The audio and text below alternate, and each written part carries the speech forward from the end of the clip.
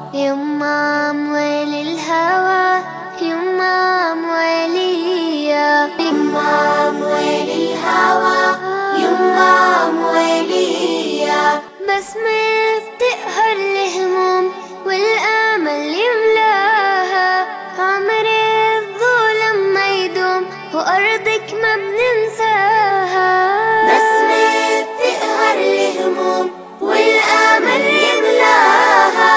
عمر الظلم ما يدوم وأرضك ما بننساها والكون كله بيحضر لعرس الحرية يمام ويل الهوى يمام ويليا أعوذ بالله من الشيطان الرجيم بسم الله الرحمن الرحيم الحمد لله رب العالمين أمبي مسارا ماني فوكا بركادا لمن سوناني كا بيدونا إيرانا أبي كوكا جم كان فلان واتينا جم كان مني أمبا فاماكو فاسو جوكene dogokun min bɛ ɲɛnamaya aw ka jabarani so mandi sanfɛ ni an b'a f'a ma ko ɲɛta tv walima teli ɲɛta ni jɛmukan yɛrɛ tɔgɔ ani a yɛrɛ bɛ tali kɛ ɲɔgɔn na n'an b'a f'a ma ko faso jɔkɛnɛ ka wuli ka jɔ bɛ se jamana in cɛ fara muso kan denmisɛn fara maakɔrɔba kan minnu ka cɛsiri walima minnu ka maguwan bɛ se anw ka jamana in a bɛ se ka wuli k'i jɔ tintin sanfɛ cogo min na an bɛ wele bila olu tigilamaw ma a kɛra maliden ye min yɛrɛ sigilen don Mali kɔnɔ a kɛra maa ye min sigiyɔrɔ bɛnnen don tunga ma ni a yɛrɛ sera ka garisɛgɛ sɔrɔ ka na anw ka jamana kɔnɔ an bɛ wele bila ninnu bɛɛ lajɛlen ma walasa an n'u ka sigi ka se ka masala kɛ masalaw bɛ tali kɛ an ka jamana tariku la masala bɛ tali kɛ an ka jamana sɔrɔ la masala yɛrɛ bɛ tali kɛ an ka jamana yɛrɛ bɛ se ka yiriwa boloda cogo min na ni ka san sɔrɔ masalaw bɛ boli nin n'a ɲɔgɔnnaw bɛɛ lajɛlen kan an bɛ don min na komi bi kɔrɔfɔ caman bɛ yen nɔ min bɛ tali kɛ anw ka jamana la nanzaraw b'a fɔ min ma ko actualité nationale n'i ye o actualité nationale ta k'a lajɛ diɲɛ fugulanbulamatigi minnu ni u tun bɛ anw ka jamana kɔnɔ san 2013 waatiw dan sigira olu ka kisa la san 2023 min ni an filɛ a kɔnɔna na hali ni y'a sɔrɔ a jirala k'a fɔ kalo 6 u k'u ka kosow ni kasaw kuru k'an ka jamana to an ye nin sera ka hakilina sera ka ta anw ka jamana ɲɛmaaw fɛ cogo di u ka taa ka bɔ anw ka jamana kɔnɔ n'u taara ka bɔ anw ka jamana kɔnɔ a tɛna kɛ gɛlɛya ye anw ka jamana ma wa i n'a fɔ dɔw bɛ k'a fɔ cogo min na ninnu bɛɛ lajɛlen na kɛ ɲininkali ye fugulanbulamatigiw san 10 kɔfɛ u ka an ka jamana kɔnɔ u ye nɔbɔ wa u ma nɔbɔ wa ni ala sɔnna ma o kama walasa an ka se ka faamuyaliba sɔrɔ nin kisa in na maa hakili juru caninen dɔ bɛ yen nɔ min ni ale ka ɲinini fanga ka bon kosɛbɛ kosɛbɛ maliden don min sigiyɔrɔ bɛnna l'Amérique jamana ma nka an bɛ don min na i ko bi wasabulon kulu min kɛn bɛ k'u nɔrɔ bila n'a bɛ f'o ma ko CNT Conseil national de transition o maa don ni o ye Mamari Biton Kulibali Mamari Biton Kulibali ale tɛ maa dogolen tele ɲɛta filɛbaw bolo an ye a wele ka na bi MINUSMA ko an ka se ka dakuruɲa fila f'a kan farafinna tilebi jamanaw ka jamanaw kɛrɛnkɛrɛnnenya la sɔrɔ bɛ se ka yiriwa cogo min na n'a bɛ f'a ma ko CEDEAO olu kan ka sigi kɛ an filɛ kalo min yɛrɛ la n'o ye juillet kalo ye o tile 9 CEDEAO ko Mamari Biton Kulibali fɛla ye mun y'a la siran tɛ ka ɲɛsin anw ka jamana ma wa ni CEDEAO bɛna sigi kɛ ka taa se o n'a ɲɔgɔnna wɛrɛw ma ni ala sɔnna ma anw ka jamana a bɛ se ka tintin sɔrɔ wa a bɛ se ka tintin sɔrɔ ni sira jumɛn ye ninnu bɛɛ lajɛlen na kɛ ɲininkali ye an ni Mamari Biton Kulibali an na min walawala ɲɔgɔn fɛ bi ka foli ni waleɲuman dɔ k'o lase aw kelen-kelenna bɛɛ lajɛlen ma ka sanbɛ foli tugu o la k'a fɔ ko aw bɛɛ lajɛlen sanbɛ aw sigiyɔrɔ la Bamakɔ yan ka taa se Mali yɛrɛ duguba wɛrɛw bɛɛ lajɛlen ma ka taa se anw ka jamana fan wɛrɛw a ka ja tungarankew an ka foli bɛ se u bɛɛ lajɛlen ma san caman seli ala k'a fara an n'u bɛɛ lajɛlen si kan a k'a fara an si kan ni kɛnɛ a k'a fara an si kan ni sɔrɔ ye a k'a fara an si kan ni yiriwa ye ala k'an ka jamana basigi ni ka a kolo suma kuma ye toden tuma dɔ la walima kuma ye gɛrɛntɛ b'a la tuma dɔw la an bɛ kuma dɔw bɔ an da tuma dɔw la min ni a kisaw ka gɛlɛn nka an bɛ hakɛto ɲini kɛ lamɛnnikɛlaw fɛ ɲɛmayaso tɔgɔ la ka hakɛto ɲini kuma purukutolen minnu bɔra an da san yɛrɛ kɔnɔna na ka o hakɛto ɲini an fa n'an ba ni maakɔrɔw bɛɛ lajɛlen fɛ k'u ka kɛ hakɛto kɛbaa ye bari kuma ma nɔgɔn cogo si la a ma kɛ kan fɛn fɛn ye ayiwa an ka don jɛmukan kɔnɔna na joona yanni an ka taa ɲɛfɛ ka kuma di Mamari Biton Kulibali ma a ka foli kɛ nin waati in na ka ɲɛsin tele ɲɛta filɛbaw bɛɛ lajɛlen ma Mamari Biton Kulibali salamu alaikum. Wa alaikum salam wa rahmatullahi wa barakatuh. Nyamele aw ni aga wagati ala ka san caya amina rabbi ala ka hinɛ an ka tagabagaw la amina ala ka yafa k'u ma n'u bɛ taa jamana la ka bɛɛ nɔgɔya amina rabbi masa min ye yɛrɛ tɔgɔ da ko ya rahman amin an b'ale deli a ka hinɛ an bangebaga a musoman n'a cɛmanw na i n'a fɔ hinɛ o la cogo min na kabini cini fo ka se bi ma ka kisi nɛɛma caman ɲini ciden ɲuman alayhi salatu wasalam a n'a bunge bɛɛ lajɛlen fo ka taa se kiyama jɔ don ma an bangebaga tɔ minnu tora an bolo an ka denbaya ala k'u ta fanga kɔ an na ala ka jamana in kisi ka jamana in kanda ala ka jamana in ta fanga hali bi ala ka jamana ɲɛmɔgɔw dɛmɛ ala janfaw ani bɛnbɛnbɛn minnu b'an kɔntoro la diɲɛ seleke naani bɛɛ fɛ ala kan hali bi an don kalo dibi la ala ka jamana kɔnɔdenw kan bɛɛ k'an don da kelen fɛ ka bɔ da kelen fɛ ka foli bila u la hali bi télévision so tigi na radio so tigi ana ka baarakɛla bɛɛ lajɛlen journaliste bɛɛ lajɛlen a n'a yɛrɛ ka lajɛlikɛlaw a n'a ka lamɛnlikɛlaw n'olu yɛrɛ minnu tɛ yen ko in tɛ kɛ a n'a technicien a bɛɛ ka foli bɛ yan a bɛɛ ka yafama yɛrɛ y'a fɔ cogo min na ka ban ni fili min yɛrɛ an ka kumaw la an ye adamaden ni hakilimaw de ala dɔrɔn de dafalen don adamaden dafalen tɛ an bɛ yafa deli u fɛ an yafari ma an b'a jigin fɛnɛ lajɛlikɛlaw ni filɛlikɛlaw lamɛnlikɛlaw bɛɛ lajɛlen bɛna yafa boloda ka ɲɛsin an bɛɛ lajɛlen ma bari an bɛɛ ye maa ye an bɛɛ bɛ sifina bulon kɔnɔna na i b'a dɔn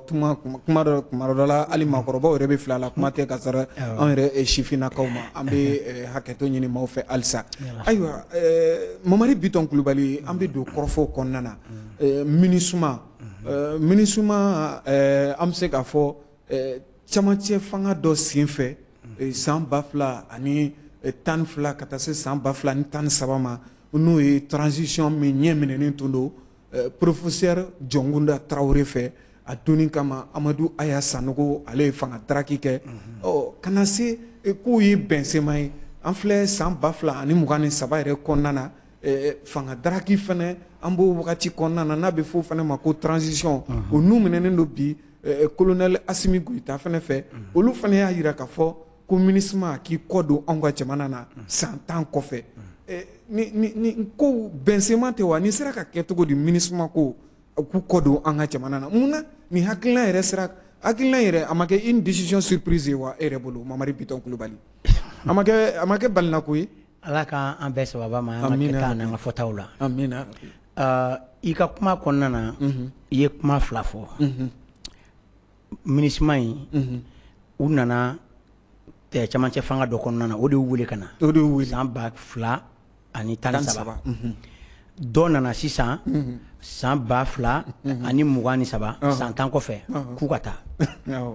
san 10 kɔfɛ bon min y'u wele ka na o y'u wele ka na mun kama kuma in ye o de ye fɔlɔ ye yanni an ka se min ko ka taa komi y'a fila bɛɛ kɛ u welela ka na yanni u bɛ wele fɔlɔ o b'a sɔrɔ nin MINUSMA kelen in n delila ka kuma caman fɔ yan olu de tun kelen bɛ ka bɛn na bɛn an ka jamana in kama yaasa ka Mali tila Mali kelen tɛ nansara jamana ninnu u ye nin ko in dilan san 2007 san 2007 n y'a fɔ yan kelen na u ko k'an ka farafinna dugu naani bɛ fɔ k'olu fana ci parce que u ka bon kojugu wa u nafa kama Mali b'a la Centrafrique b'a la Cameroun b'a la ani Soudan donc Soudan de cira Soudan de tilala bon hali sisan ala ka hakiliman d'u ma komi silamɛw ka ca yan an bɛ dugawu k'u ye hali bi ala ka hakiliman di minnu bɛ kɛlɛla ma u ka sabali u bɛ k'a tɔ ci tuguni parce que u y'a fara fila ye ale de kun dugu in ka bon ni farafinna dugu bɛɛ ye 2 millions et quelques o de kun don donc kilomètre carré u ye 600 000 bɔ a la a tɔ 1 million 400 et quelques ko fana ka bon hali bi u bɛ fɛ ka o fana ci tuguni donc ni diɲɛ seleke ni diɲɛ bɛɛ bɛ diɲɛ tɔnba min na nin ye ni kalabanciya tɔn ne b'a fɔ ko diɲɛ kalabanciya tɔn i bɛ to ka nin fɔ yan voilà baara tɛ ale la ale ɲɛmɔgɔw n'o ye Faransi n'a a jɛɲɔgɔnjuguw ye k'olu ka walew de olu ka laɲiniw de lawaleya mɔgɔw ka jamanaw kɔnɔ bon o laɲiniw tɛ se ka tilen ka lawaleya bilen ka d'a kan u y'a fɔ diɲɛ bɛɛ ɲɛna ko bɛɛ ka indépendance bɛɛ ka yɛrɛma hɔrɔnya b'i bolo donc aw y'o fɔ a tɛna se tuguni cogo si ka taa bi o mɔgɔw kan donc mun bɛ kɛ u bɛ nin tɔn in de ta kuma bɛɛ k'o sinsin i bara k'a fɔ k'a ta kun ye nin ye ka taga a bɛ kɛ tuma caman de ni o y'a sɔrɔ olu yɛrɛ ye maramafɛn di dɔw ma i ka jamana kɔnɔ ka wuli k'i ka jamana kɛlɛ ka jamana kɔnɔdenw faga ka laɲini kolonw fɔ kun t'u la ju t'u la tiɲɛ tɛ tuma min na aw bɛ ɲɔgɔn faga o la olu b'u nafa fɛn olu bɛ min nɔfɛ olu bɛ bɔli kɛ aw ka jamana kɔnɔ k'aw to ɲɔgɔn faga la donc nin ye fɛɛrɛ de ye yaasa k'u ka nafaw sɔrɔ jamana minnu na ni u tɛ se k'u ka fɛnw sɔrɔ ten ka sɔrɔ a ma kɛ ni nin ye donc ni o kɛlɛw daminɛna yɔrɔ min na olu de bɛ a décision a k'a fɔ ko a bɛ kɛ tan a tɛ kɛ tan olu de b'u bɛɛ b'olu de bolo donc u b'a fɔ karisa aw ka jamana in a mankan cayara an bɛna lajɛ ka mission dɔ dilan ci jɛkulu dɔ dilan n'o de tɔgɔ ye nin MINUSMA ye a bɛ dépend i ka jamana tɔgɔ la k'o bila ka t'e bara yaasa a bɛ se ka taa bɛn ani sigi ani ka kɛlɛ ban ani ka yiriwa sabati o hukumu kelen kɔnɔna na n ye min f'i ye nin bɛɛ y'a ye u ye rébellion wuli ka don an fɛ yen tuma min na ka na ko diyagoya MNLA bɛɛ y'o ye o y'a sɔrɔ u ye Libi fɔlɔ Kadafi fɔlɔ faga ka Libi ci olu mɔgɔw nana mun kɛ olu ma wuli ko olu somɔgɔw ka dugukolo olu ka taga ye ka n'a bila fɔ Mopti laban in na k'o ye olu Azawadi olu ka dugukolo ye olu ka maakɔrɔw sigiyɔrɔ tun bɛ yen ka sɔrɔ tariku yɛrɛ tɛ Mali kɔnɔ a tɛ farafinna si min olu ka nin ko in kofɔ a tɛ yen ɲinini b'o kan ɲinini bɛɛ y'o yira tariki ni dɔfɔw bɛɛ a tɛ yen nkalonfin dilannen ka don u da u kan ka minnu fɔ u kan ka minnu kɛ k'u ta ka taa n'u ye farajɛla an y'a bɛɛ ye ka t'u sigi ka bɔ a b'a fɔ tan de a b'a kɛ tan de a b'a fɔ tan de a b'a kɛ tan de yaasa a ka nin sɔrɔ a bɛ fɔla bi ko faama ka tila tuguni k'u tila u kana kɛ jɛkulu kelen u ka kɛ jɛkulu caman ye mais a bɛɛ ka laɲini ye kelen a bɛɛ ye kelen ko lala ni fɔka bɛn parce que kɛlɛ kɛra cogo fɔka bɛn bɛna kɛ sigika kuma bɛna kɛ ni sigika kuma sera u bɛ kɛ jɛkulu caman ye Mali jamana kelen contre la donc kuma la surunyana comme wagati de ye jugu ye nin wagati ninnu na MINUSMA ka baara olu de ninnu dilan tantɔ aw yɛrɛ y'a mɛn bɔlɔlɔ kan sɔrɔdasi caman da minnu nana baara k'u bolo dugu wɛrɛ tɔgɔ la ka segin ka taa an ka fanga yɛlɛmani san nɔ ka na se ninnu ma olu caman bɔra ka kuma ka fɔ olu yɛrɛ tun bɛ a baara la kuma min na mɔgɔ jugu ninnu minnu bɛ ka bin an kan nkalon kan olu yɛrɛ tun b'u ta mobili la ka na n'u ye tubabu ninnu ka ambassade la fɔ Bamako ka tila ka segin n'u ye n'u banana u bɛ taa furakɛ an dafɛduguw la n'o ye Blaise ye nin bɛɛ tun bɛ kɛ donc sisan kuma la surunyana an b'a yɛrɛ nin kan dɔrɔn u y'o de kɛ ka sɔrɔ ka wuli transition min tun bɛ wagati jɔnw da Mali fintigilakaw ma deli ka kɛ fugari ye n bɛ nin kuma in fɔ yɔrɔ bɛɛ u ma deli ka kɛ fugari ye wa u tɛ fugari ye Maliyɛn yɛrɛ Sudaniden tubabu yɛrɛ ka tariku bɛɛ bɛnnen b'a kan u ko ninnu de ye mɔgɔw ye farafinna bɛɛ maa minnu t'i sɔn jɔnmaya ma o bɛ Maliyɛn joli yɛrɛ o ye anw yɛrɛ kabini an bɛnbaw ka d'a kan min y'o yira u la k'o samatiya u bolo u y'a ye hali tuma min na u nana bin an kan k'an bila jɔnya la o y'a sɔrɔ indépendance ma di fɔlɔ dɛ esclavage kuma u ko u taara yɔrɔ o yɔrɔ u bɔ jamana farafinna kɔnɔ u y'olu jamanaw bɛɛ minɛ kalo kelen kalo fila a cayalenba ye kalo saba ko kabiri u y'an ta daminɛ u ma tɛmɛ yɔrɔ la ni dugu min sɔnna o de kama i b'a ye kɛlɛkɛcɛbaw b'an ka dugu in bɛɛ la région an ka région ni y'u bɛɛ ta donc résistance fanga bonya kabini u y'a daminɛ ko kabiri Kayi fɔ Kidal u ma tɛmɛ yɔrɔ la n'u ma kɛlɛ yɔrɔ min u ma tɛmɛ siya la u ma tɛmɛ kabila la min disi da u disi la min ma disi da u disi la fo u ka olu a ɲini k'olu si la tunu k'olu ka kɛlɛkɛmasabaw bɛɛ faga u yɛrɛ de ko ten ko a kabila tɛ yen a siya tɛ yen nin y'u yɛrɛ ka kuma ye donc ko ni o ma ɲɛ o ko b'o cogo la nin kelen an ka armée janfara fanga minnu tun bɛ yen ka tɛmɛ n'o ye démocratie fangaw ye kalabanciya tɔnw ka fangaw u ye a don u n'olu de fana bɛ baara kɛ yaasa k'aw ka jamana sɔrɔ olu b'aw ka jamana minɛ ka d'u ma u ka laɲini bɛɛ la sabati ka d'a kan politicien olu k'u yɛrɛ olu mago tɛ jamana la donc ni jamana ɲɛmɔgɔ n'ale b'a sago sɔrɔ la ka ban n'a kɛrɛfɛmɔgɔw jamanaden tɔw ka to kɔngɔ la parce que u kɛlen bɛ k'o de f'u ye ko ni mɔgɔw minnu bɛ kɔngɔ la i bɛ se k'olu don i diyaɲɛ da fɛ mɔgɔw kɔnɔ falen nka Mamari Bitɔn Kulubali u nakan jara o bari ko u bɛna ka na basigi sabati n setɔ do ye o yɔrɔ de ma sisan donc u nakan in ka di yanni u ka na fɔlɔ u ko u ka sɔrɔdasi minnu b'u bolo yen ani maramafɛn minnu b'u bolo an ka fɛɛrɛ kɛ komi politikimɔgɔw nana sisan an k'olu bila u ko bɛɛ taraki ka b'u bolo armée bɛ labɛn min sabati kuma bɛɛ n'a bɛ f'o ma entraînement ani formation ka sɔrɔ hali kɛlɛ tɛ yen ka kɛlɛ ɲɛsigi k'o bɛɛ jasi ka tila tuguni ko a bɛ jalabatigi ninnu a b'u ta a b'u don politiki la donc u bɛ ɲinɛ sɔrɔdasiya yɛrɛ kɔ donc u ye an ka fintigilakaw de fɔlɔ janfa ça fait u bɛ ka laɲini min laɲini mɔgɔ ninnu ka marifa ta an kama olu bɛ se ka ye k'olu ka laɲini sabati donc o de y'a ye maintenant u kelen ka nin bɛɛ kɛ tuma min na armée janfara politiciens nana an ka sɔrɔdasiw ka kangɔnna ba minnu bɛ yen ni maramafɛn juguba tun b'an bolo a wagati farafinna bɛɛ tun bɛ siran an ɲɛ u nana ko non a daminɛna Alifa Umaru Konare yɛrɛ la ko an mago tɛ kɛlɛ la an mago tɛ ni kɛlɛkɛminɛnw na la paix k'a bɛɛ tiɲɛ donc sɔrɔdasiw bololankolonlen sigilen tora se t'u ye dabali t'u ye n'a bɔra fini ni samara ni tenue fɛn min b'u kunna u n'an bɛɛ ye kelen civil sɔrɔdasiw bila l'o lahalaya kɔnɔ u sɔrɔla ka maramafɛnw di ninnu ma yen fɛ sisan k'u ka baara daminɛ u ka baara daminɛlen ninnu nana ka na yɛrɛ y'a ye n'u sera yɔrɔ min na sɔrɔdasi tɛ yen parce que hali kan caman tun b'an bolo ka taa fɔ Mali dan na Algérie fan fɛ u y'o kanw bɛɛ datugu yakili b'o la donc pour que ninnu kɛlɛ yɛrɛ kana se ka kɛnɛ d'u ma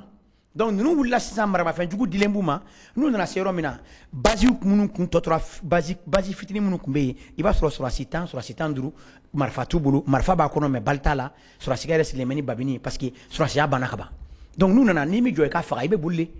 u bɛ k'o kɛ o bila telew kan ani yɔrɔ bɛɛ ko Mali sɔrɔdasiw bɛ ka boli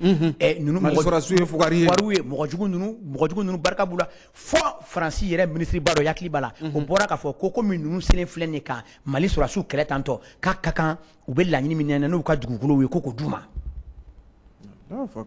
donc nin nana kɛlen o bɛɛ la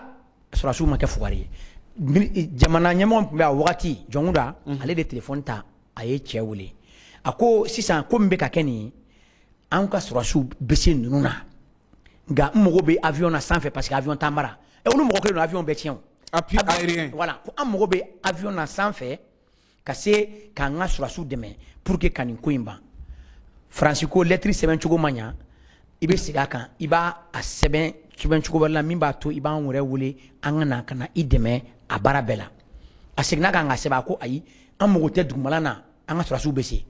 a ye n'an dɛmɛ sanfɛ dɔrɔn a banna ko bon ko a ka ɲi an yɛrɛ bɛ lettre sɛbɛn k'a ci ma i bɛ segin a kan k'a ko ɲɔgɔn ye k'a signer k'a bila ka na an bɛ sɔrɔ ka na donc Faransi i y'a yɛrɛ de invité sisan ko a ka na sanfɛ a nana sanfɛ ani duguma ko ale nana an dɛmɛ mais ni an ka finitigilakaw yɛrɛ ɲininka an ka finitigilakaw de ye kɛlɛ in kɛ ka mɔgɔw lasegin u kɛlen ka bɔnni kɛ sanfɛ an ka finitigilakaw y'u kɛlɛ duguma fo Kidali Asimu o de kuma bɛ fɔ la président man kunna bi olu nana k'u bɛ don u nɔfɛ fo Kidali de sisan bɛɛ bɔra o kalama Faransi de y'i jɔ sisan ko a tɛ bouger kɛra Asimu kasira o yɔrɔ de la a don ka téléphone bɔ ka weleli parce que Faransi colonel min tun bɛ yen a tɔgɔ na fɛn bɛɛ bɛ yen ko ni Asimu parce que ale tun y'a ka kɛlɛkɛcɛw ɲɛmɔgɔ ye ko ni tɛmɛna yan an bɛ kisɛ bɔ i nun fɛ u ye weleli kɛ Bamakɔ politikimɔgɔw ko u y'a f'i ye cogo min a t'o cogo la a yɛrɛ ka kuma la a y'i sigi k'a kasi a don a kasira fo ka dɛsɛ k'a ye a ka jamana bɛ ka janfa min na fɛn min na a jigila tigɛra a ɲɛ b'a janfa la u nana to de la dɛ u b'o bɔ k'u tɛ don u m'u bɔ dɛ ka tila k'u la to yen maramafɛn tɛ se ka na d'u ma tuguni dumuni tɛ se ka na d'u ma k'u la kɔngɔ ka sɔrɔ ka u minɛ k'u di rebelles ma o de kama ɲɛ bɛ ninnu fɛn fɛn na bi ninnu bɛɛ ye san 10 san 15 de kɛ kɔrɔn fɛ kɛlɛ la u bɛ ninnu dɔn u bɛ kɛlɛ dɔn ninnu ma jala sɔrɔ ko n fa ye politicien ou bien n ba ye politicien ye a bɛɛ ye jala sɔrɔ kɛlɛ bilen san 15 san 10 kɛlɛ Asimi ninnu n'a ɲɔgɔnnaw Maliki Jaw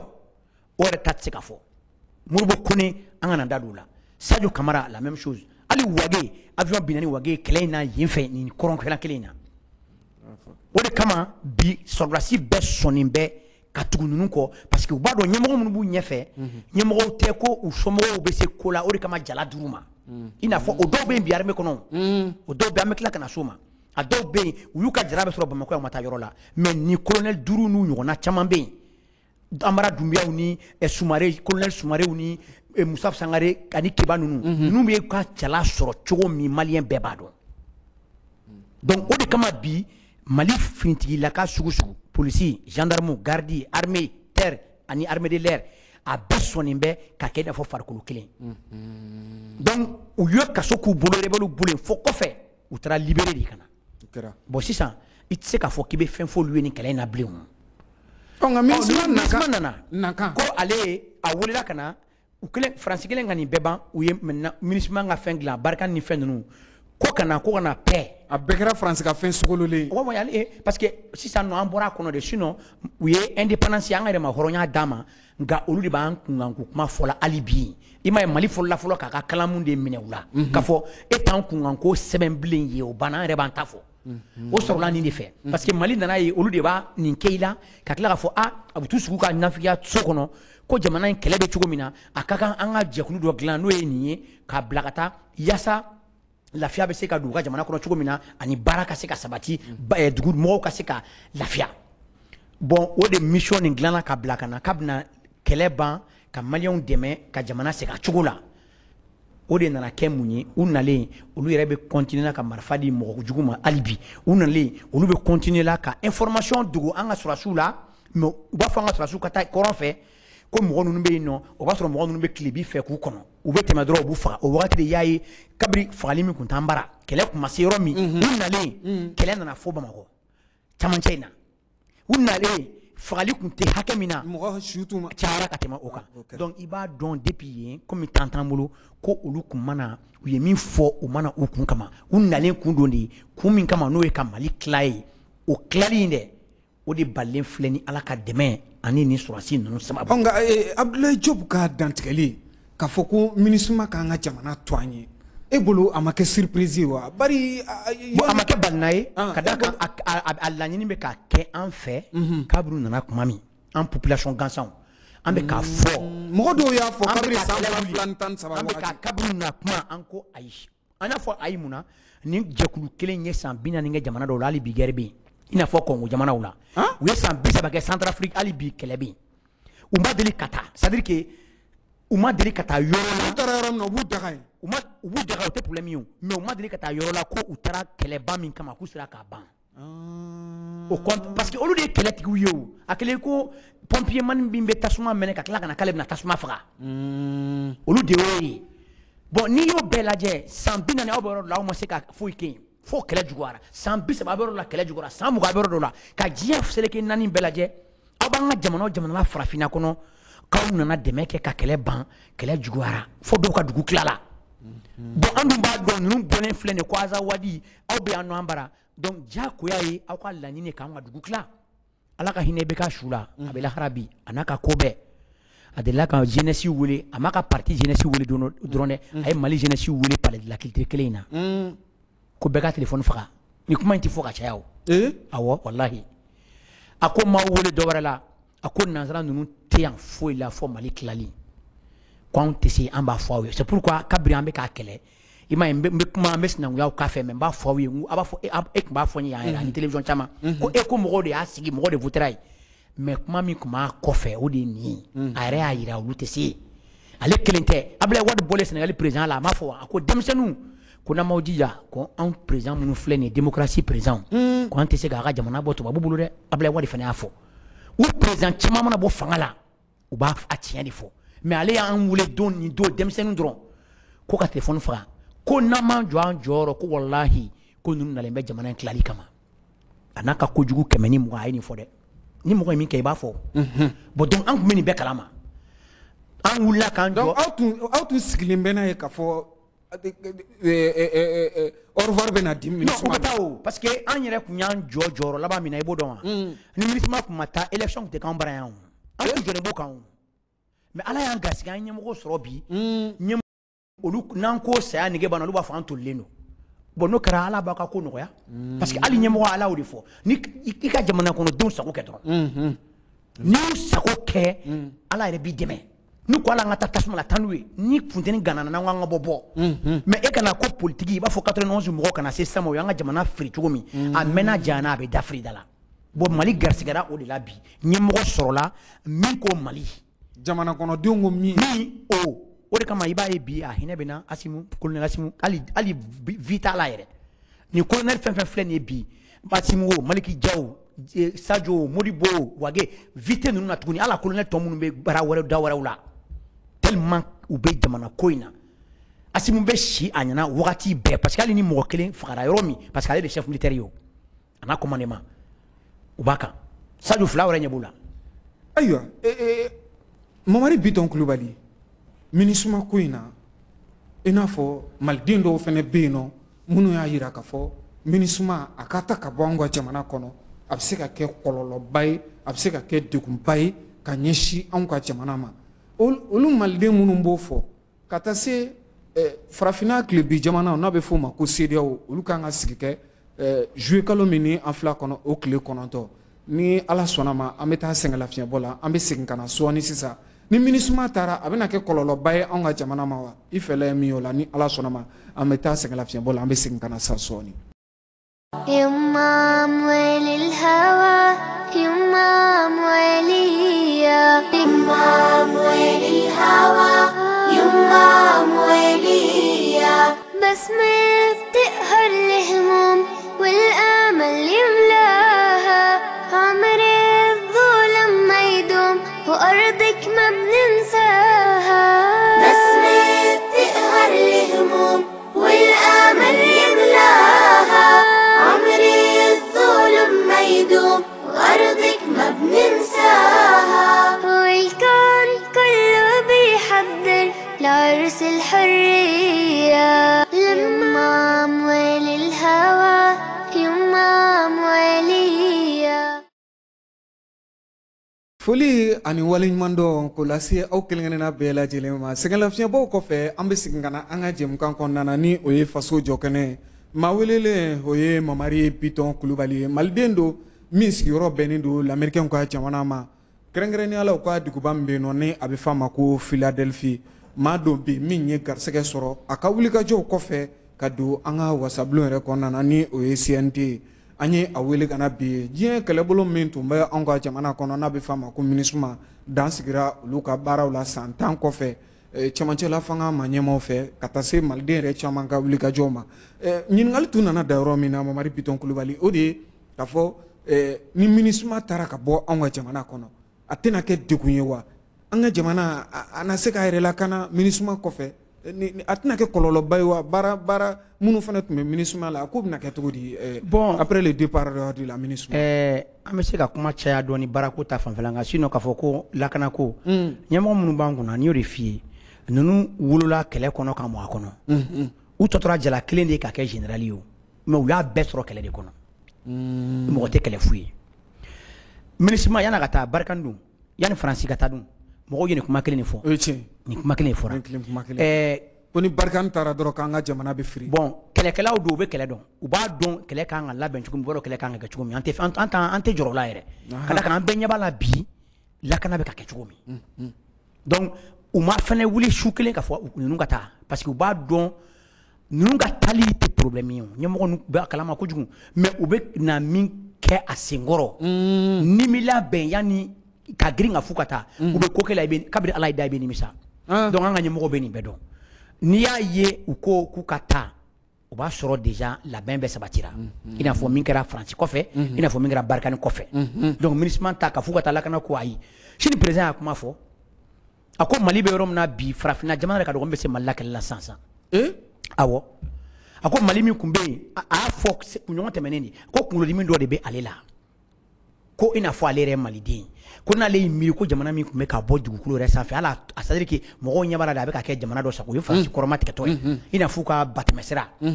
ko mais tile sen kuncɛ ma ko jamana yɛrɛ ko somalisation merci ko jamana wulilen bi ko farafinna bɛɛ ale de tɔgɔ bɛ bɛɛ sanfɛ bi farafin dugu bɛɛ sanfɛ bi Afiriki la bɛɛ bɛ waso n'a ye bi waso n'a ye ko ka tila farafin jamana bɛɛ ɲɛbɔlen bɛ o jamana fɛ ko min ka jugu n'o bɛɛ ko tubabula jamana n'olu y'olu ye sɛbɛn olu minnu ye ko olu yɛrɛ bɛɛ ɲɛ b'a la jamana in bɛ k'i labɛn kɛlɛ ta fanfɛla la cogo min na ko ka tila ka mɔgɔ wɛrɛ sɔrɔ o jamana kelen kɔnɔ k'olu b'a fɔ la ko o tigilamɔgɔ ka taga bɔ ou bien ko olu tigilamɔgɔ ka taawale fɛ ko n'ale ye miir'o la k'ale kunkolo b'a dimi donc lakana ta fanfɛ an jɔrɔlen t'o la o ye wagati ko ye a bɛ mɛn mais a bɛ ban ni Ala sɔnna maintenant baarako in ta fanfɛla komi wagati tɛ yen minnu bɛ nin fɔla ne b'u lamɛn mais n bɛ dugawu k'u ye parce que munna yanni MINUSMA kana dun kelen filanan ye mun ye a nana mɔgɔ min nana k'a bɛna e dɛmɛ parce que e ye baaranin sɔrɔ a bolo mais don o don e ka duguden dɔ bɛ sa la o mɔgɔ ka janfa a bolo don o don e ka jamana dugu dɔ bɛ ka jeni walima ka ci walima e ka jamana kɔnɔ den dɔ ka baganw bɛɛ bɛ ka minɛ mɔgɔ minnu tɛ foyi wɛrɛ dɔn bagan mara kɔ k'u ka bagan bɛɛ minɛ k'u bololankolonya k'u sigi k'e kelen ka sɔrɔ nin kama walima ibe dugu do wire ye ere ka dugu kono ibe munu nane ku ni ka jamana ideme jamana la ube ki ka jamana nafulu ma fembe bo ali etininga orke no odun ko kera kechugo ebe se ka fesro ni kateme nunu be kamin di maka nana nunu fle bara minani a bara shi be makante te mesangelenga ministre nga contrat mana renouveler ka croya sangelen abaka bara la bara croya sangelen o kama akun fora ku ka tasi 600 mais a yera na fora ku be tasi 600 kalo woro mini o tobe ku ka sangelen dafa o kalo woro obunu banka ni barakala nunu sara jamana nyemo ko okay aya ula be ko ma ko ka minanga chan kalo woro ba bulu akata donc kalo woro kono kalo sababe se 100 droit to beto kalo sabaye ministre ma yere mo be lettre tu ou ka mo ma be afo ba ka 100 chomi ko bon bara in bana ko mi be makano parce que kabiri to ba fi ko bara mi do abese ka ban 100 ministre ma barakala ba do ko ka bara in ka be ban 100 ou pardon zo skili no le madame merci donc be lettre tu ma tuguni na to kalo sabaye ko bara in ina fo 100 to tabe tu ko mina o nyina ta tete abanto do décembre kalo le bisaba an kelen mais nyina ta no bana o ya bani donc il a be kata do wara nyini il est ministre so ko mona be ko wara nyini tele peut gouvernement ka fonte nawo normalement mais o be ko fe ne mi sigile flani kele nawo ne bana lente ni sigile ne ma ke singile ni kele sababu la an je nyon joli sara mo joli be balelo ka baro tieni no do ka dugu te ka ci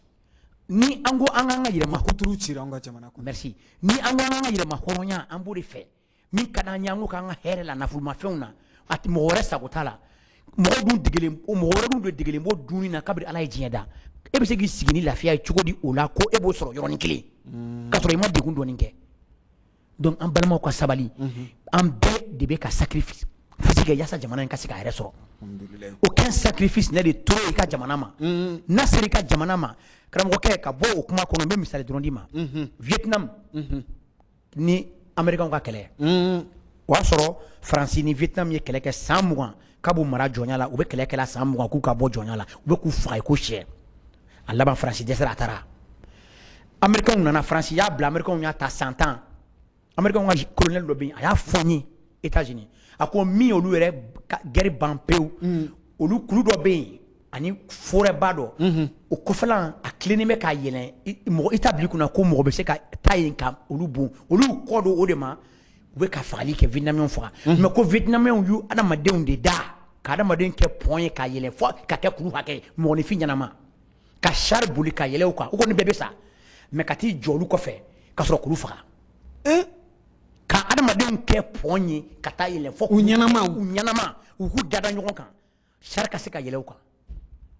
do ka se ka sa jamana ka yere soro Allah fakibar Vietnamien bi Vietnam est deuxième producteur exportateur de riz dien be ale de jamana flana mi be malo mi Sénégal labo goro 70 ni 73 no wakati don Pologne mi flane resi dawlo la deuxième guerre mondiale la Allemagne Pologne ci sokuru kelen kunte mi jolen dafalen bi atin dugu to munya atin bon ni alhamdulillah ala on garsige deuna bi dusu bo den mona bo den duwa den u be ku joro yasa jamana ka resoro e ka barani mu yokola ni mali kan ka bo ko ne kan asa ai na mina ka tanda kan kantike jamana ka resoro bara ko joro bo korwa ai bo anga ala deli ala kan deme amina aka klimandan bema amina ni ala ka jamana to aka resoro jona yasa be ka se kan resoro jona Farafina klipi jamana ka fara ɲɔgɔn ka kuluba ni a bɛ f'a ma ko CEDEAO sɔrɔ ta sira fɛ CEDEAO u kan ka sigi kɛ an filɛ juillet kalo min yɛrɛ kɔnɔna na ni CEDEAO ko fɔra e ye CNT maa ye i ka wulikajɔw fanga ka bon CEDEAO ko mana fɔ a tɛ na ni jɔrɔ ye Mali kɔnɔ wa ayi fɛ ɲamele MINUSMA man jɔrɔ mun ko MINUSMA ye diɲɛ bɛɛ de jamana 190 kɔ o man jɔrɔ CEDEAO bɛ n'an jɔrɔ wa CEDEAO ye gɛrɛntɛ sigi ka jamana ka a ye mun tiɲɛ ye CEDEAO gɛrɛntɛ tun b'an ka kuma min na sisan yɛrɛ fɛnw ka gɛlɛn n'o ye o voilà donc gɛrɛntɛ in karamɔgɔkɛ gɛrɛntɛ de b'a to adamaden b'a dɔn ka fɔ ja min donnen b'an kunna a kelen b'a fɔ MINUSMA baarakɛlaw ja min donnen b'an kunna ka fɔ ni tubabuw tɛ an tɛ kɛ fɛn ye ni karisa tɛ an tɛ kɛ ja nkalon don an ka mɔgɔkɔrɔbaw ko hali den ko k'an ka den caman sɔrɔ adamaden dahirimɛ bɛ Ala bolo galonfin CEDEAO ye embargo kankan anye hera min sura kono ayato andaranyere la ayato politicien mun kelembe kabra ma wolo kelembe ka do an kuna anan so mo kuna ni nta tseka anya ya be galu au contraire olu de be ka balo ana gerente ba to ibi jigibo mo wore kan ire be doki yere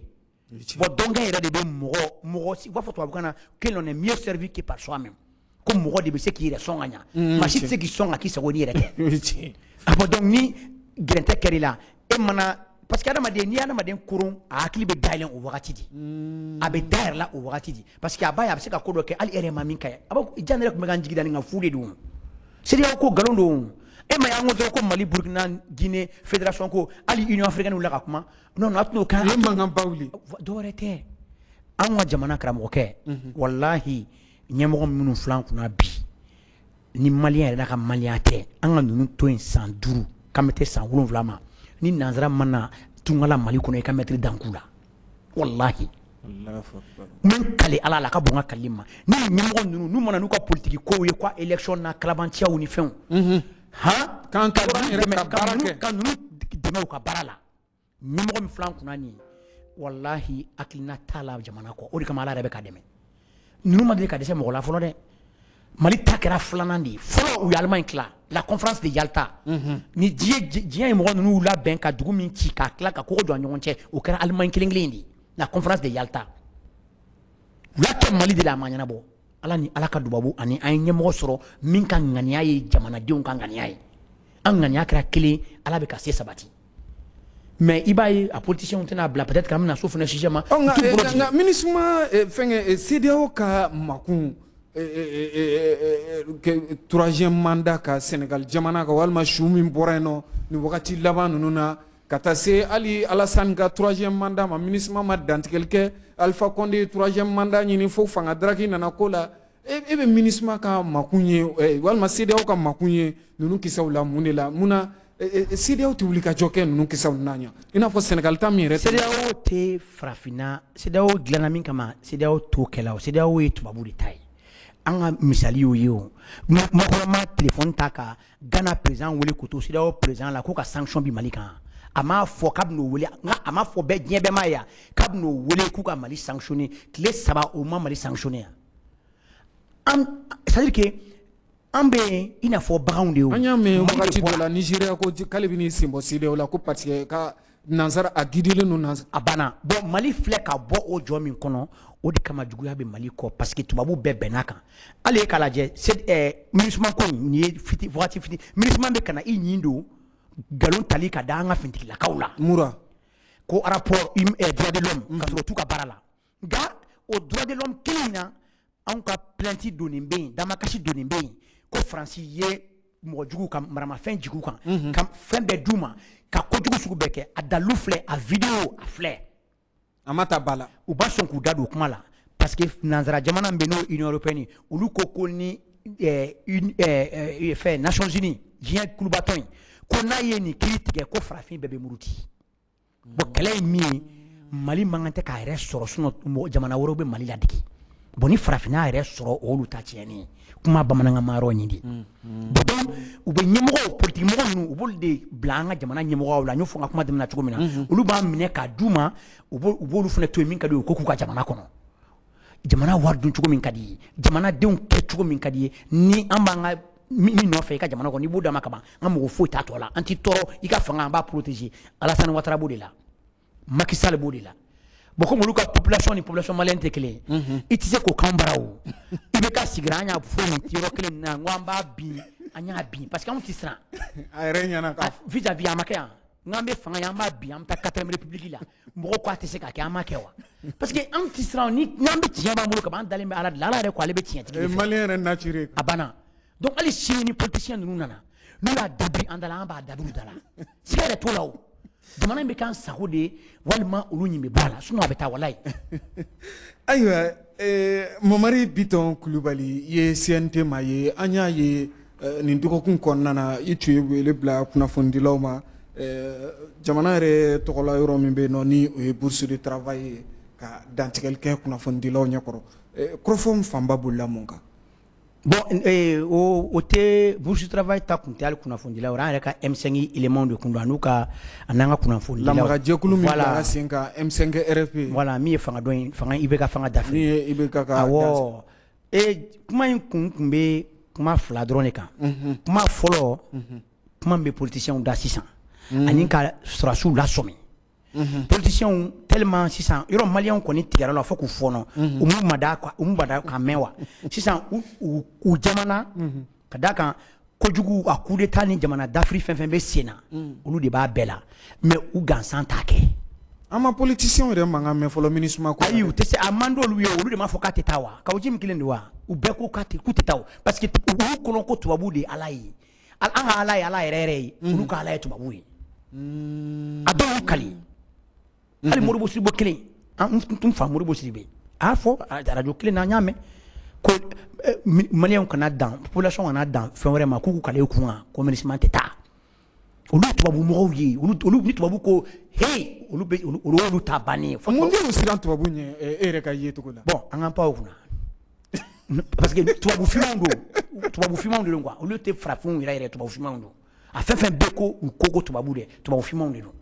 donc wole kun ye politicien be kan ni kuma min fɔ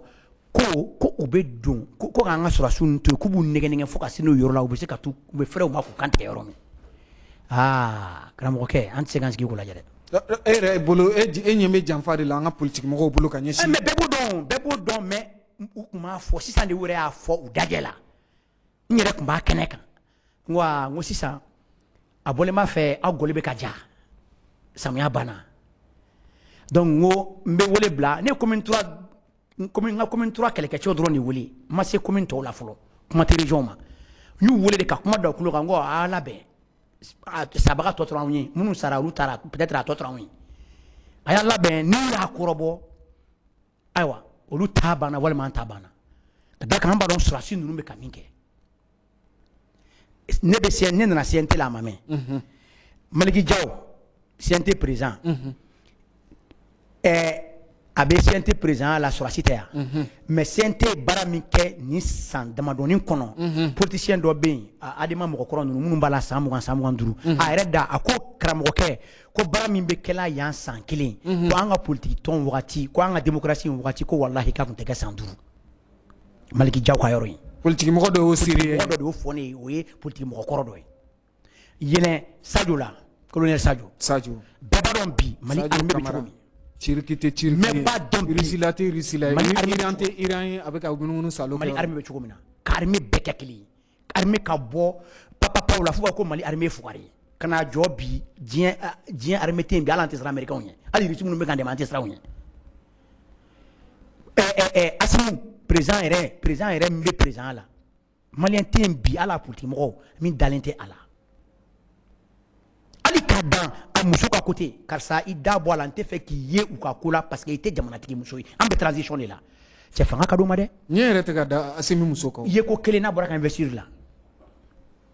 e cɛ ninnu ye denw ye koyi n tɛ fɛ k'i ye hali a réseau ko n'a jelisɔn ko n tɛ fɛ k'i y'a la kamalenkɔrɔ ye dɛ